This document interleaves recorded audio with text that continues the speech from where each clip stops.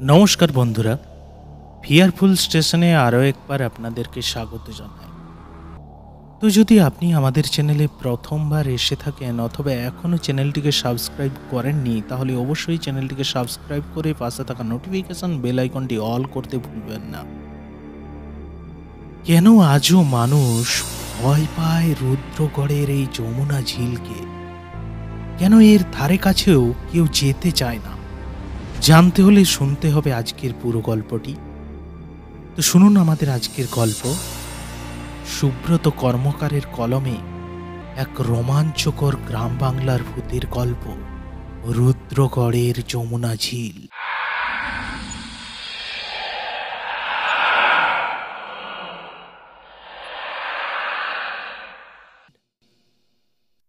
অফিসে আজ কাজের চাপ অন্য দিনের তুলনায় একটু কম, তাই শান্তিতে একটু বসে রয়েছি। উঠে এক কাপ কফি খাবো বলে ক্যান্টিনের দিকে যাব, এমন সময় আমাদের অফিস বয় নিতাই এসে বলে গেল বস তার কেবিনে ডাকছে, জরুরি তলব। আমাদের এই কাগজের অফিসে প্রতি মাসের শেষ রবিবার একটি বিশেষ পত্রিকা বার হয় কাগজের সঙ্গে। পত্রিকার নাম অলৌকিকতার আলোয়, আর তার সমস্ত দায়ভার আমার কাঁধে। মানে সমস্ত স্ক্রিপ্ট রেডি করা, সমস্ত লেখকদের লেখা বাছাই করে নিয়ে সেগুলোকে সিলেক্ট করা, আমাকেও একটা বিশেষ লেখা দিতে হয় সেই সংখ্যাতে। খুবই জটিল এবং মাথা ধরানো কাজ। লেখাগুলো সবই অলৌকিক ঘটনা সম্পর্কে লিখতে হয়, এবং এমন ঘটনা আমাকে খুঁজে বার করতে হয় যা এর আগে কোনোভাবেই কোনো প্রচার মাধ্যম বা কারো লেখার মধ্য দিয়ে উঠে আসেনি। আমি আগে থেকেই আমার লেখাটা রেডি করে এবং বাকি লেখকদের লেখাগুলো সিলেক্ট করে রেখে এসেছিলাম বসের টেবিলে। এখন জরুরি তলব মানে নিশ্চয়ই বসের লেখা পছন্দ হয়নি। এবার গোটা অফিস মাথায় করে নেবে। উপায় নেই, বসের কেবিনে ঢুকেই দেখি বস একেবারে ক্ষেপে রয়েছে। আসবো স্যার? এসো, বসো। এটা কি আর্টিকেল লিখেছো সমরেশ? এভাবে চলতে থাকলে তো অলৌকিকতার আলো একেবারে নিভে যাবে। এবারের একজন লেখকেরও লেখা সেরকম ভাবে ভালো আসেনি।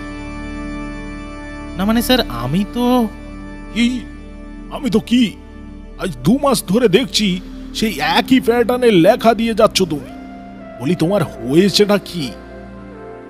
দেখো সমরেশ, আমি সাপ জানিয়ে দিচ্ছি, আমার এবারে তোমার থেকে একখানা ঠোস লেখা চাই।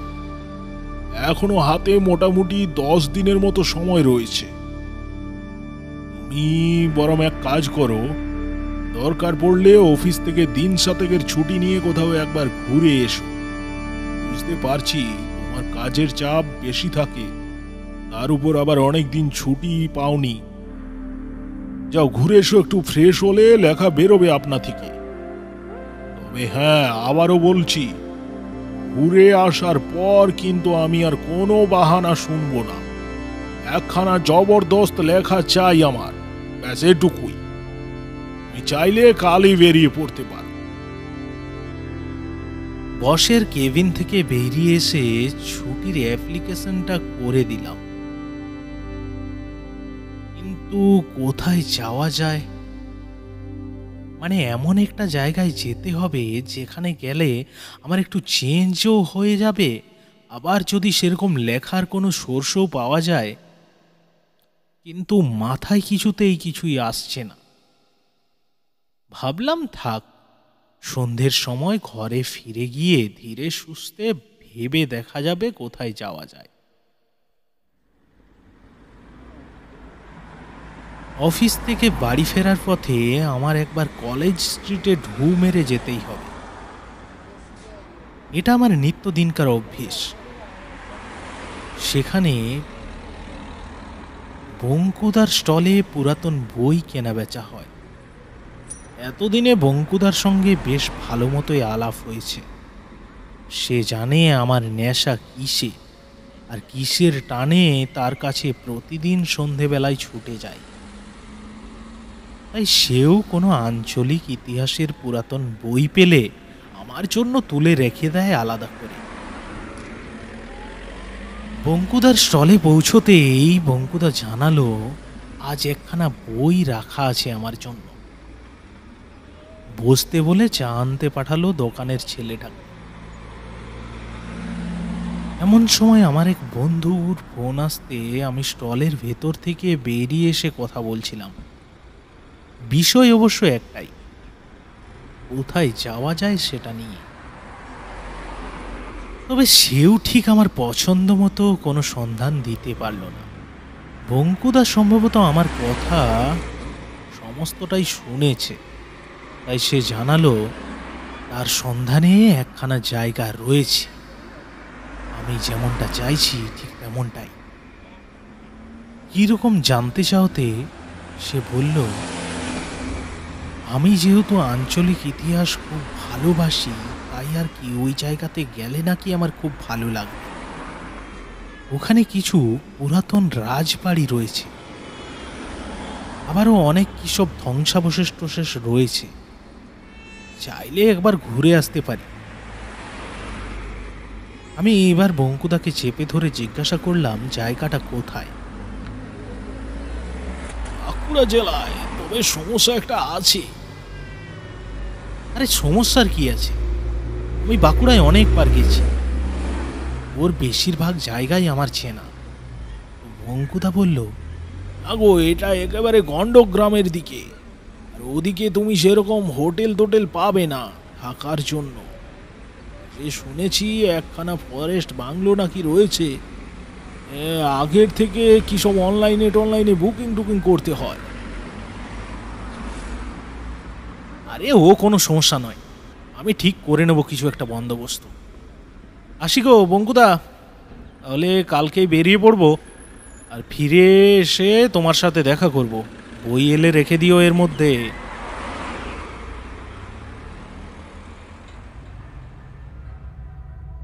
পরদিন ভোরের ট্রেন ধরে বেরিয়ে পড়লাম বাঁকুড়ার উদ্দেশ্যে।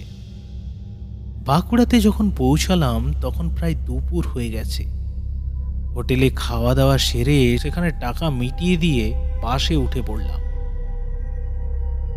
বাস থেকে যখন গোবিন্দপুর নামের একটি ছোট্ট বাস স্টপেজে নামলাম তখন প্রায় সন্ধে হয়ে এসেছে।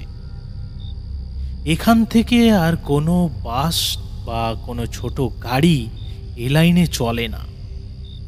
অগত্যা সেখান থেকে টোটো ভাড়া করে পৌঁছলাম উজানিনগর গ্রামে। গ্রামে ঢোকার মুখেই দেখলাম একখানা খড়ের ছাওয়া দুচালা দোকান রয়েছে। অনেক মানুষজন সেখানে বসে চা খাচ্ছে। সেখানেই নেমে পড়লাম। কোথায় থাকবো আমি এখনো তা জানি না, কারণ গতকাল রাত থেকে এখানের ফরেস্ট বাংলোতে ফোন করেও পাওয়া যায়নি। টোটোর ভাড়া মিটিয়ে দোকানের দিকে এগোলাম, দেখি যদি এখানে কোনো খোঁজ খবর পাওয়া যায়। চা খেতে খেতে দোকানদারকে জিজ্ঞাসা করলাম, দাদা এখানের বনবিথি ফরেস্ট বাংলোটা কত দূর? লোকটা দেখি আমার মুখের দিকে ফ্যাল ফ্যাল করে তাকিয়ে আছে। আমি আবারও জিজ্ঞাসা করলাম। লোকটা এবার বলল, তা একটু দূর আছে বাবু, ওই জঙ্গলের কাছে। কেন সেখানে কি কাজ? যদি আপত্তি না থাকে তো জানতে পারি কি? আরে এতে আপত্তির কি আছে, আমি এই গ্রামে ঘুরতে এসেছি কয়েকদিনের জন্য, তাই ওখানে থাকবো ভাবছি। লোকটা বলল, বাবু সেটা তো আর হবার লয়। মানে এইখানে এই সময় তো সেভাবে লোকজন আসে নাই, যা আসে ওই শীতকালের সময়। তাই এখন ফরেস্ট বাংলোর সারানির কাজ চলছে, ওখানে তো এখন থাকতে দিবে নাই। যাব বাবা, এই কারণেই মনে হয় ওদের ফোনে পাওয়া যাচ্ছিল না। কিন্তু এখন থাকবো কোথায়? এদিকে রাতও হয়ে এসেছে। আমি লোকটাকে আবারও জিজ্ঞাসা করলাম, আচ্ছা, এখানে থাকার মতো কোনো হোটেল পাওয়া যাবে? লোকটি ফিক করে হেসে উঠে বলল, এ অজ পাড়াগা বাবু, এখানে হোটেল কোথায় পাবেন? খাবারের দোকান বলতেও এই হরিহরের একমাত্র দোকান। আমি কিছুক্ষণ চুপ করে বসে থেকে ভাবতে লাগলাম কি করা যায়। কিছুক্ষণ পর লোকটি নিজে থেকে বলল, আচ্ছা বাবু, ব্যবস্থা একটা করা যেতে পারে, যদি আপনার কোনো আপত্তি না থাকে তো। আমি জানতে চাইলাম ব্যবস্থাটা কি। সে বলল, যখন শীতের সময় ভিড় বেশি হয়ে যায়, তখন আমার ভাইপো নগেন উয়ার খামারের দিকের ঘরটা ভাড়া দেয় থাকার জন্য। আপনি চাইলে থাকতে পারেন, অসুবিধা হবে নাই। তবে কষ্ট করে আমার এই দোকানে আপনাকে খাইতে আসতে হবে, কারণ উয়ার ওখানে খাওয়া দাওয়ার ব্যবস্থা নাই। দোকানে রুটি তরকারি খেয়ে নগেনের সঙ্গে তার ঘরের উদ্দেশ্যে রওনা দিলাম। এই দোকান থেকে পায়ে হেঁটে 15 মিনিটের মতো রাস্তা। টালিতে ছাওয়া একখানা ঘর, পরিষ্কার পরিচ্ছন্ন, বেশ ভালো, আমার পছন্দ হয়ে গেল। পাশেই একখানা ছোট ডোবা রয়েছে। নগেন আমাকে দেখিয়ে দিয়ে গেল ঘরের এক কোণাতে একখানা হারিকেন রাখা রয়েছে। এখানে রাতের দিকে হামেশাই ইলেকট্রিক কাট হয়ে যায়, তাই আমি যেন তখন হারিকেন জ্বালিয়ে নিই।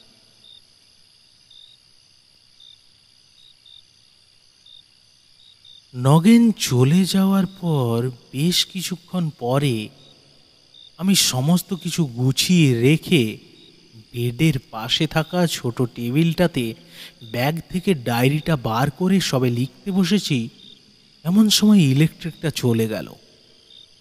যা, মোবাইলের লাইটটা জ্বালিয়ে হারিকেনটা এনে জ্বালিয়ে তুলে রাখলাম টেবিলের উপর। বিছানাতে পা মেলে বসে রয়েছি। বাইরে থেকে শোনা যাচ্ছে ঝিঝিদের উন্মত্ত উল্লাস, যা আমাদের শহরে একেবারেই নেই।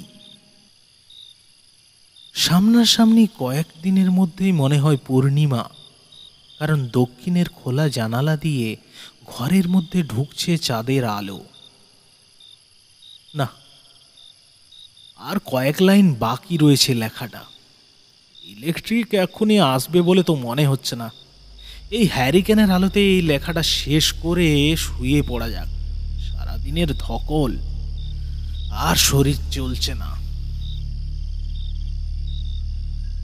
কিন্তু লিখতে বসার পর কিছুতেই আর মাথায় আসছে না কি লিখব। ঘরের দরজার ছোট্ট ছিটকানিটা খুলে বাইরে বেরিয়ে এলাম খোলা প্রকৃতিতে দাঁড়িয়ে মগজের গোড়ায় একটু ধোঁয়া দেব বলে।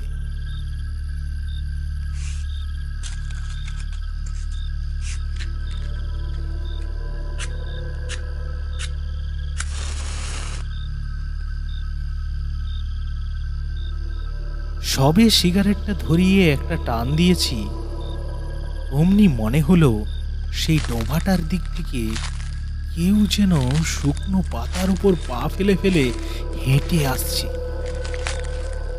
হাত ঘড়িতে দেখি তখন রাত্রি 12টা বাজে। দেখতে দেখতে একটা কালো মিশমিশে রগা মতো লোক আমার সামনে এসে দাঁড়ালো। মুখে খোঁচা খোঁচা কাঁচা পাকা দাড়ি, মাথায় উস্কো খুস্কো চুল, পরনে কাপড় বলতে শুধু হাঁটুর উপর একখানা ময়লা ধুতি। এত রাতে লোকটাকে ডোবার দিক থেকে আসতে দেখে বেশ অবাক হলাম আমি। বেশ দৃঢ়তার সঙ্গে জিজ্ঞাসা করলাম, এই কে তুমি, আর এত রাতে এখানে কি করছো? আগে বাবু, অধমের নাম হলধর। এই একটু বড় কর্ম সারতে গেছিল ওই ডোবার দিকে। তা আপনি বুঝি বেড়াতে এসেছেন? আমি মাথা নাড়ালাম হ্যাঁ সূচক ভঙ্গিতে। ভাবলাম লোকটা চলে যাবে, কিন্তু না, সে তার জায়গা থেকে এক চুলও নড়ল না। অবাক লোলুপ দৃষ্টি নিয়ে তাকিয়ে দাঁড়িয়ে রয়েছে আমার হাতে ধরে রাখা জ্বলন্ত সিগারেটটার দিকে। আমি আবারও জিজ্ঞাসা করলাম, কি হলো, কিছু বলবে? লোকটা একবার মাথা চুলকে নিয়ে আমতা আমতা করে আমার সিগারেটের দিকে আঙুল দেখিয়ে বলল, একটা হবেক বাবু। একটা সিগারেট আর দেশলাইটা এগিয়ে দিলাম লোকটার দিকে। সে সিগারেটখানা জ্বালিয়ে দেশলাইটা আমাকে ফেরত দিতে দিতে বলল, তা আগে কখনো এইখানে আসিছেন নাকি? আমি বললাম, না, এই প্রথমবার। লোকটা বলল, ও, তা কোথায় কোথায় ঘুরবেন, কিছু ঠিক করেছেন? হ্যাঁ, ওই উজানিনগরের রাজবাড়ি, তারপর বাকি গ্রামটা। লোকটা আমার কথা শুনে একটা বিরক্তিসূচক অস্ফুট শব্দ বার করে বলল, এখানে কিছু নাই, শুধু ইটের পাঁচির আর ভাঙা ঘর ছাড়া কিচ্ছুটি দেখতে পাবেন নাই। দেখতে হলে যেতে হবে রুদ্রগড়ে।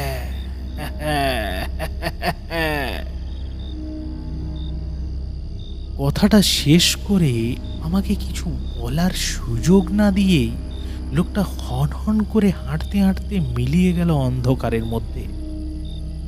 আমি ভাবলাম জিজ্ঞাসা করব কিভাবে যাব সেখানে, কিন্তু না, সেটুকু সুযোগও দিল না। অদ্ভুত লোক মাইরি। যাক, কি আর করা যাবে, কাল না হয় হরিহরদার কাছে খেতে গিয়ে জেনে নেব ক্ষণ। অনেক রাত হয়েছে, এবার শুয়ে পড়া যাক। পরদিন সকাল সকাল বেরিয়ে পড়লাম উজানিনগরের রাজবাড়ির উদ্দেশ্যে। সেখানে গিয়ে দেখি ভগ্নপ্রায় অবস্থা। দুই একটা ঘর দাঁড়িয়ে রয়েছে, তাও তাদের ছাদ বলতে কিছুই নেই, ভেঙে পড়েছে অনেক আগে। বর্ষার সময় সাপখোপও থাকতে পারে বলে আর ভেতরে ঢুকলাম না, বাইরের এদিক ওদিক ঘুরে দেখতে লাগলাম।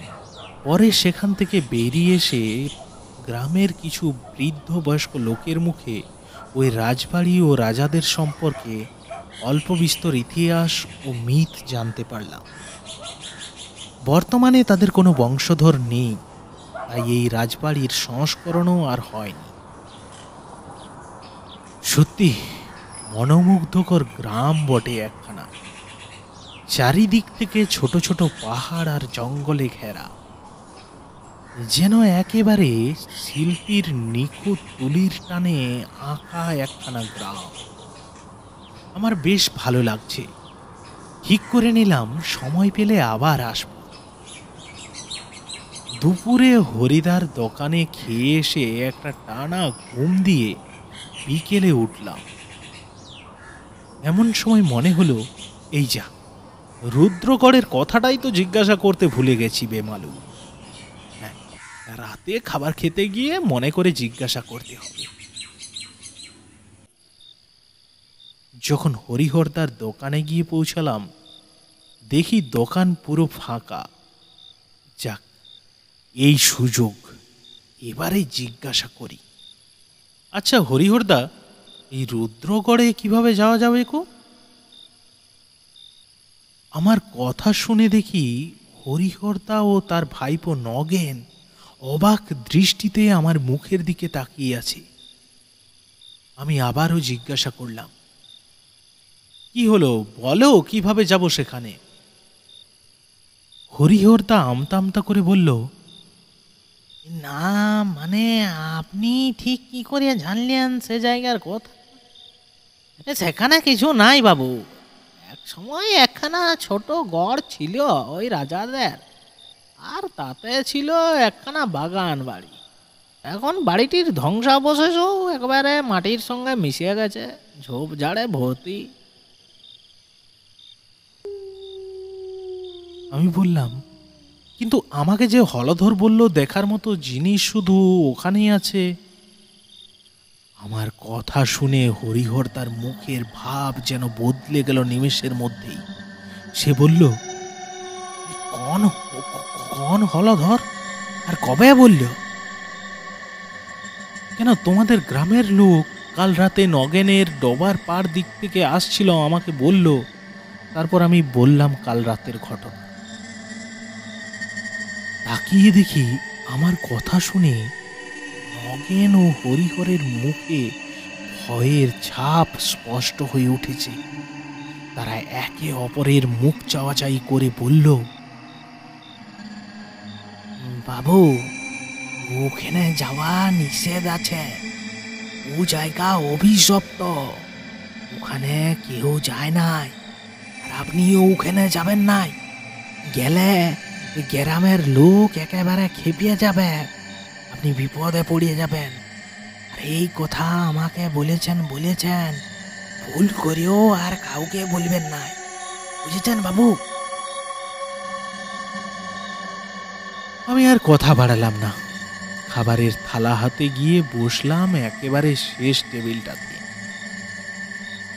গিয়ে দেখি সেখানে একজন লোক বসে রয়েছে। লোকটার পোশাক আশাক কেমন যেন বিচিত্র ধরনের।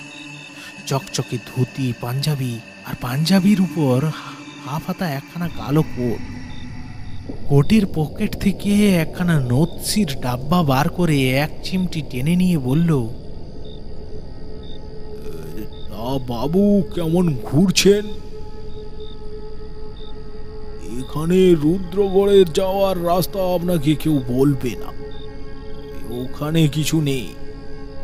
যা আছে রুদ্রগড়ের যমুনা ঝিলে। আমি একটু বিরক্ত হয়ে বললাম, একজন লোক এসে এক একটা জায়গার নাম সাজেস্ট করে যায়, পরে সে জায়গায় যেতে চাইলে বাকিরা বাধা দেয়। আজব জায়গা বাবা। লোকটা একটু মৃদু হেসে উঠে বলল, কোন লোকের কথা বলছেন হলধর? আমি লোকটার দিকে মুখ তুলে তাকিয়ে বললাম, হ্যাঁ, আপনি চেনেন তাকে? তার বাড়ি কোনটা বলতে পারেন?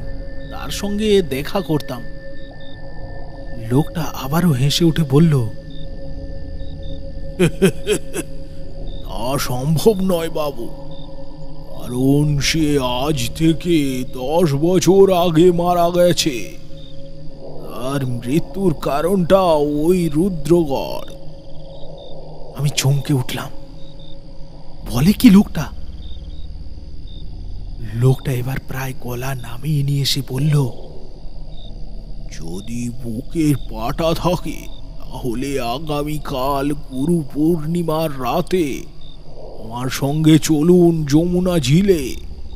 এক অদ্ভুত জিনিস দেখাবো, যা খুব কম মানুষই দেখার সুযোগ পায়, আর তা বছরের এই একটি দিন রাতেই ঘটে। গুরু পূর্ণিমার রাতে এক অলৌকিক দৃশ্যের সাক্ষী হয়ে থাকবেন আপনি। তবে হ্যাঁ, এ বিষয়ে কাউকে কিছু আগে থেকে বলবেন না, মানে সেখানে যাওয়ার ব্যাপারে। কিন্তু তাতে আপনার কি ফায়দা মশাই? লোকটা অদ্ভুতভাবে হেসে উঠে বলল, ধরে নিন আপনাকে তা দেখিয়েই আমার তৃপ্তি। আরে ভয় নেই মশাই, বিশ্বাস করতে পারে আমি চোর ডাকাত কেউ নই, এই গ্রামেই থাকি। যদি সাহস থাকে আর যদি চান তাহলে কাল ঠিক রাত্রি 10টায় চলে আসুন। আপনি যেখানে আছেন সেখান থেকে পূর্ব দিকের জঙ্গলের কাছে। আমি সেখানে আপনার জন্য অপেক্ষা করব। চলি। আজ গুরু পূর্ণিমা।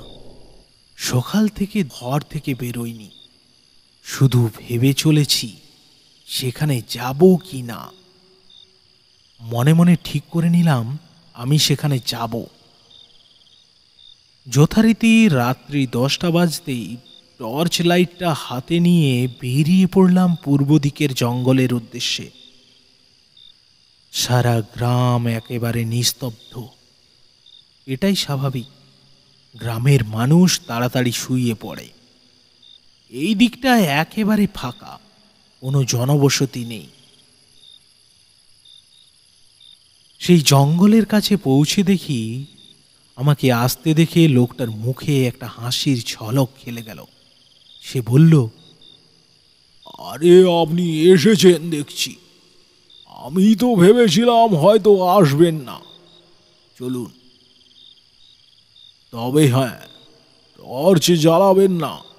আকাশে পূর্ণ চন্দ্র রয়েছে, পথ চলতে অসুবিধে হবে না। টর্চ জ্বালালে কেউ আলো দেখে ফেললে মুশকিল হয়ে যাবে, বুঝতেই তো পারছেন। আমি মাথা নাড়িয়ে লাইটটা বন্ধ করে তার পিছন পিছন ঢুকে পড়লাম জঙ্গলের ভিতর। শুকনো পাতার উপর দিয়ে তাকে অনুসরণ করে হেঁটে চলেছি। দুই পাশে বিশাল বিশাল শাল গাছগুলো সোজা উঠে গেছে উপরের দিকে। মাঝে মাঝে ভেসে আসছে শৃগালের ডাক, আর একবার করে কোথাও কর্কশ স্বরে ডেকে উঠছে পেঁচা। বেশ রোমাঞ্চকর অনুভূতি হচ্ছে মনের মধ্যে। একবার করে সারা শরীর শিরশির করে উঠছে। কিন্তু আমার সামনের মানুষটা নির্বিকার ভাবে হেঁটে যাচ্ছে। বেশ কিছুটা আসার পর লোকটা থমকে দাঁড়িয়ে আমার দিকে ঘুরে তাকিয়ে বলল, কি বাবু, ভয় করছে না তো? দেখুন, চাইলে এখনো ফিরে যেতে পারেন। আমি যে মনে মনে ঈষৎ ভয় পাইনি সেটা বললে মিথ্যে বলা হবে। আমি ভয়টাকে চেপে রেখে মুচকি হেসে বললাম, আরে না না, আপনি চলুন, আমার কোনো ভয় করছে না। লোকটা আবারও আগের মতোই হাঁটতে লাগলো। কিন্তু এ কি, জঙ্গল যেন কিছুতেই শেষ হতে চায় না। আমরা হেঁটেই চলেছি। এক সময় না পেরেই জিজ্ঞাসা করলাম, আর কতটা? আর একটু বাবু, চলে আসুন, আমাদের গন্তব্য বেশি দূরে নয়। তারপরেও প্রায় 15 মিনিট পার হয়ে গেছে, কিন্তু এখনো পর্যন্ত এই বিশাল বিশাল গাছগুলো ছাড়া আর কোনো কিছুই নজরে আসছে না। আরও বেশ কিছুটা এগোনোর পর দেখি সেখানে গাছের সংখ্যা অল্প কম হয়ে এসেছে। ঠিক আমাদের সামনে বিশাল এক জলাশয়, নীল জলে ভরা, চাঁদের আলো পড়ে চকচক করে উঠছে। আর তার ঠিক পশ্চিমের দিকে একটা অল্প উচ্চতার ছোট পাহাড়, আর তার একটা ধাপে ইটের পাঁজর নিয়ে দাঁড়িয়ে রয়েছে কয়েকটা ভাঙা দেওয়াল। ওই ভদ্রলোক বলল, বাবু, ওই যে ধ্বংসস্তূপ দেখছেন, ওইটাই হলো গিয়ে রুদ্রগড়। আর আপনার সামনে যে জলাশয়টা রয়েছে ওটা যমুনা ঝিল। আপনি গতকাল যে রাজবাড়িতে গিয়েছিলেন, ওখানের রাজা নৃপেন্দ্র নারায়ণ বানিয়েছিলেন এই রুদ্রগড়। এই ঝিল অবশ্য আগে থেকেই ছিল, তবে এই যমুনা ঝিল নামকরণটা ওই নৃপেন্দ্র নারায়ণের করা। পাহাড় কোলের ওই প্রাসাদ থেকে এই ঝিলের দৃশ্য একেবারে মনোরম হয়ে উঠত পূর্ণিমার রাতে। আর এখানে ঠিক কি হয়েছিল কেন মানুষ এখানে আসতে ভয় পায়? লোকটার মুখখানা আমার প্রশ্নে একেবারে থমথমে হয়ে উঠল। সে বলল, শুনুন তবে প্রথম থেকেই বলি, এই বংশের নবম রাজা ছিলেন নৃপেন্দ্র নারায়ণ। ছোট থেকেই সঙ্গীতে তার প্রবল আসক্তি। যেমন সঙ্গীত শুনতে তিনি ভালোবাসতেন, তেমনি নিজেরও সঙ্গীতের প্রতি জ্ঞান ছিল অগাধ। আর তানপুরার সুরের মূর্ছনায় আকাশে মেঘ পুঞ্জীভূত হয়ে ধরণীর বুকে নেমে আসত বৃষ্টি। ওই প্রসাদের উন্মুক্ত ঝিল তীরের দরবারে বসে তিনি যখন সুর সাধনা করতেন, আকাশ থেকে বৃষ্টি ধারায় এমন ভাবে ঝরে পড়তো এই ঝিলের জলে, যেন তার সুরের তালে স্বর্গ থেকে অপ্সরারা বৃষ্টি রূপে নেমে এসে নৃত্য করত ওই ঝিলের জলে। তো হলো কি, তিনি একবার বারাণসীতে ঘুরতে যান। তখন তার রাজ্যাভিষেক হয়ে গেছে এবং বিবাহিত, তবে সন্তানের মুখ তখনও দেখা হয়। সেখানে মতিবাইয়ের নাচমহলে তার দেখা হয় এক নৃত্যের দেবীর সঙ্গে, যার নূপুরের প্রতিটি বোল, লয় ও ছন্দে আকাশে মেঘ ঘনীভূত করে বৃষ্টি নামিয়ে আনতে পারত। তিনি মনে মনে ঠিক করলেন, এ অমূল্য রত্নটি তিনি মতিবাইয়ের নাচমহল থেকে নিয়ে আসবেন রুদ্রগড়ে। কিন্তু মতিবাইয়ের কাছে এই রত্ন জমিদার মশাইকে কিনতে হয় চড়া দরে। সে রত্নটির নাম যমুনাবাই। তাকে লালন পালন করে ছোট থেকে মানুষ করেছিল সেই মতিবাইয়ের জলসার তবলজি রহমত খাঁ। যমুনাবাইয়ের নিজস্ব কেউ না থাকলেও সে রহমত খাঁকে নিজের পিতার আসনে বসিয়েছিল। সে বায়না ধরে তার আব্বাজানকে ছেড়ে সে কিছুতেই যাবে না রাজামশাইয়ের সঙ্গে। এদিকে রাজামশাই ছিলেন দয়ালু প্রকৃতির মানুষ। সে তখন আবার ট্যাগের কড়ি খরচা করে যমুনাবাইয়ের সঙ্গে তার তবলজি বাবা রহমত খাঁকেও নিয়ে আসে রুদ্রগড়ে। প্রতিদিন রাতে রাজামশাই এসে হাজির হতেন এই রুদ্রগড়ে আর বসত নাচের আসর।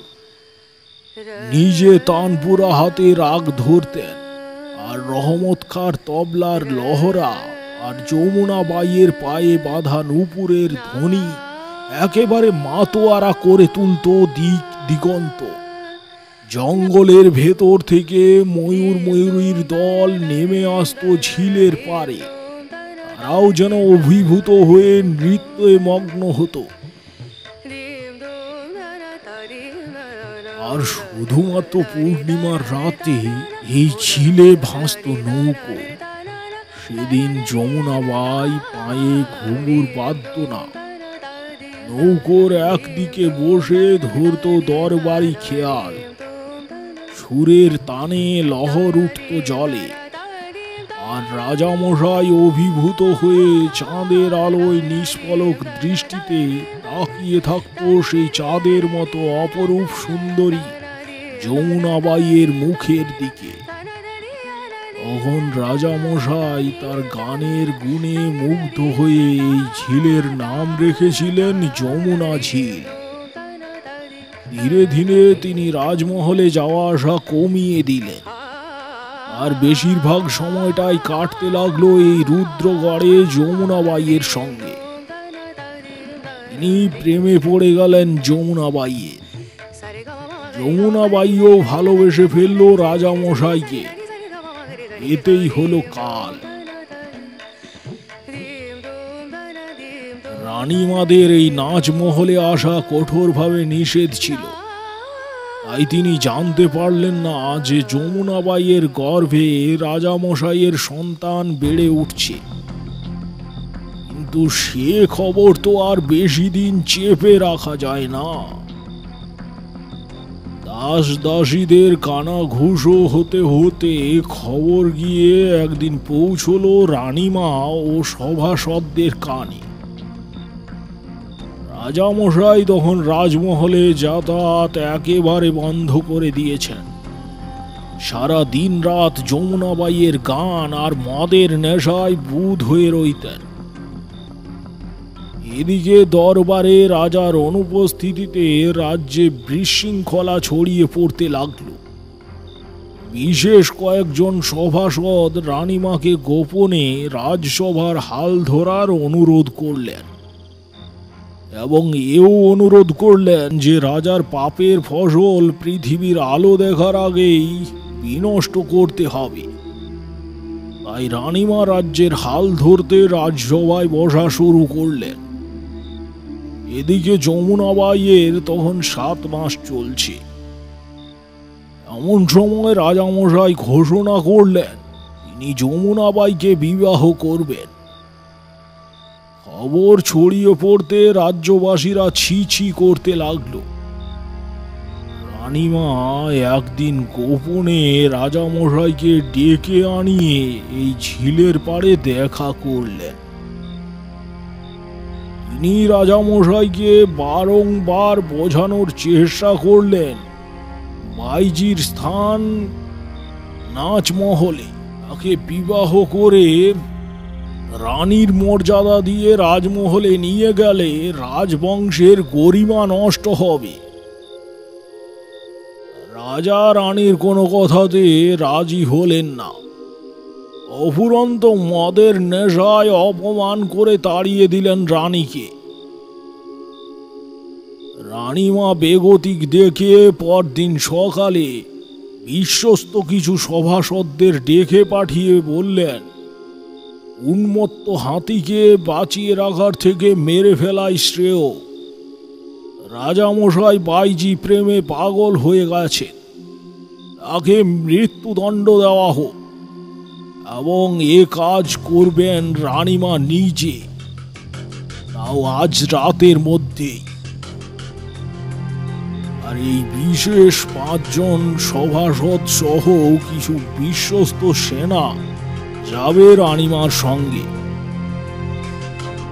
আর কিছু উত্তপ্ত গলা সোনা যেন নিয়ে যাওয়া হয় সঙ্গে করে, কিন্তু তার কারণ কি তা তিনি সেই মুহূর্তে স্পষ্ট করে কিছু বললেন না।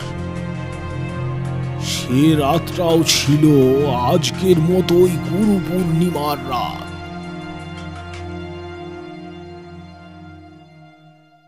রুদ্রগড়ে প্রতিদিনকার মতোই বসেছে গানের আসর।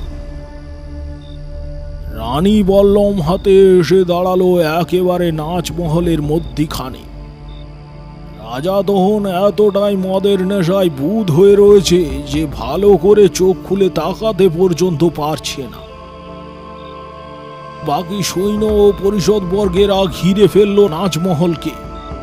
রানীমা হুঙ্কার দিয়ে উঠলেন যমুনাবাইয়ের উদ্দেশ্যে, যে রূপের মোহে তার স্বামীকে বশীকরণ করেছে তা তিনি আজ জ্বালিয়ে দেবেন।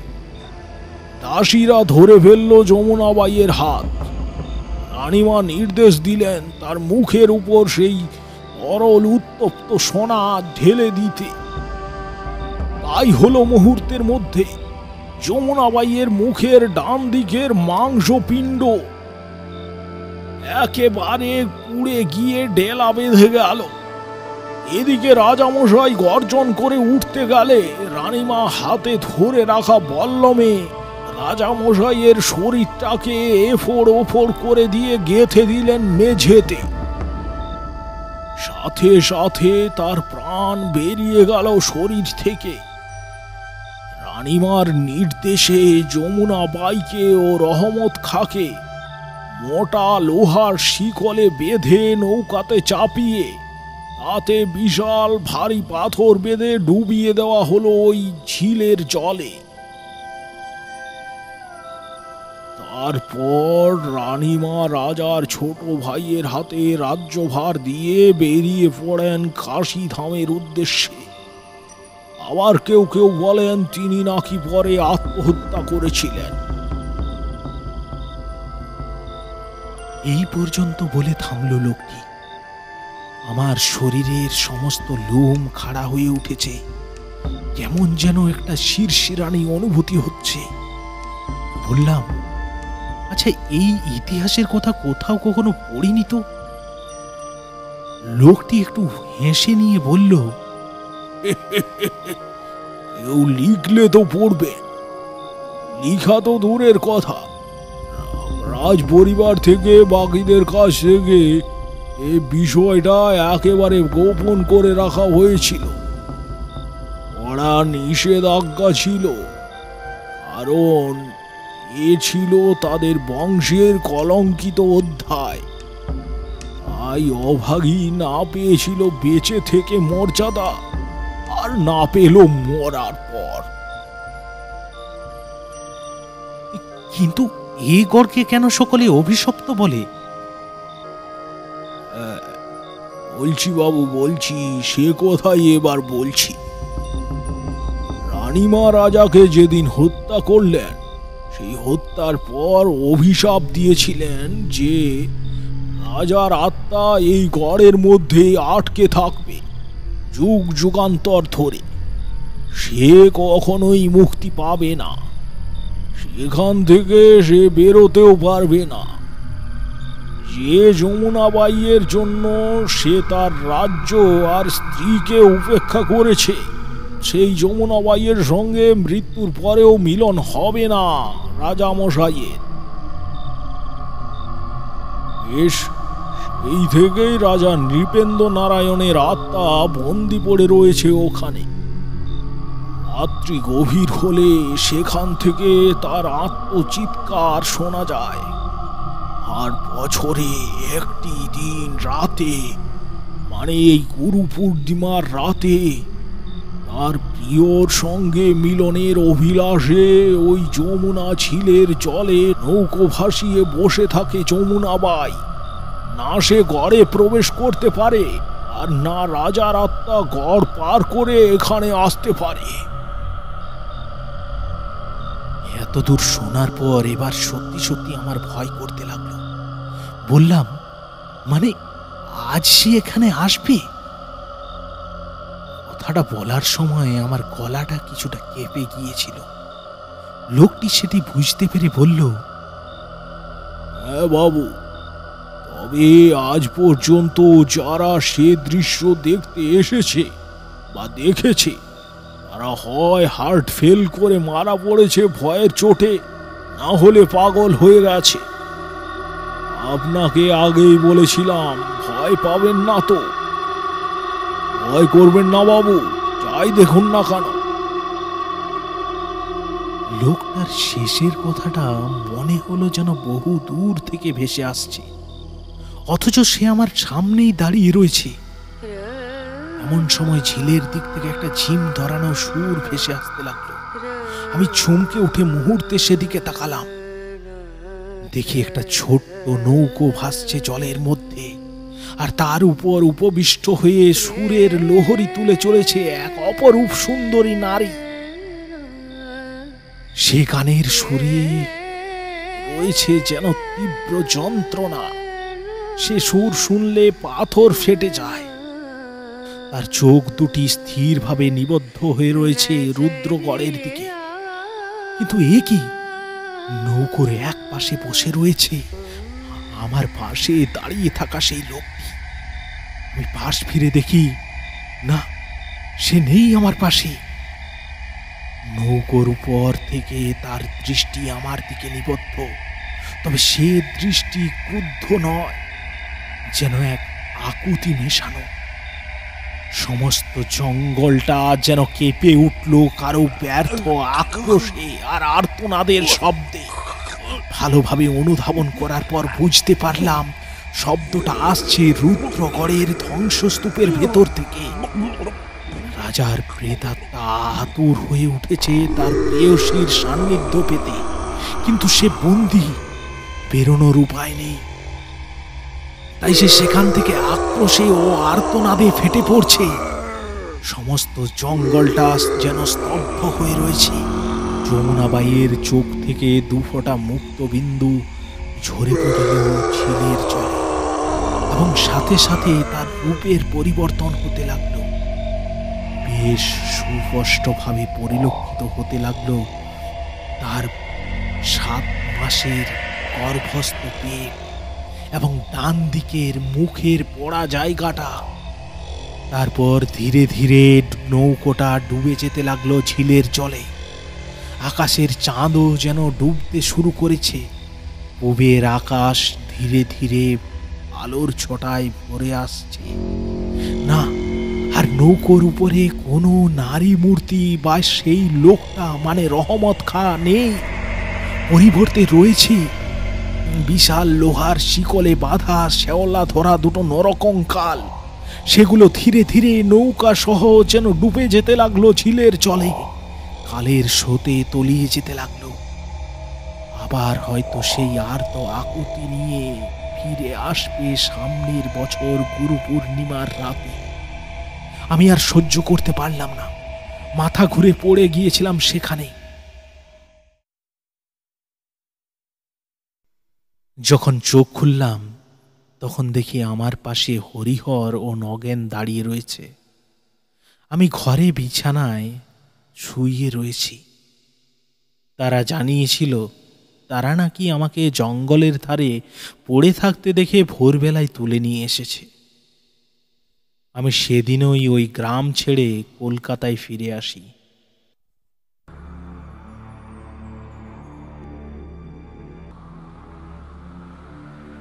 তো আমাদের আজকের গল্পটি এ পর্যন্তই। গল্পটি কীরকম লাগলো সেটি কমেন্ট করে জানাতে ভুলবেন না। আর কে কোথা থেকে আমাদের গল্প শুনছেন সেটিও ঝটপট কমেন্ট করে জানিয়ে ফেলুন।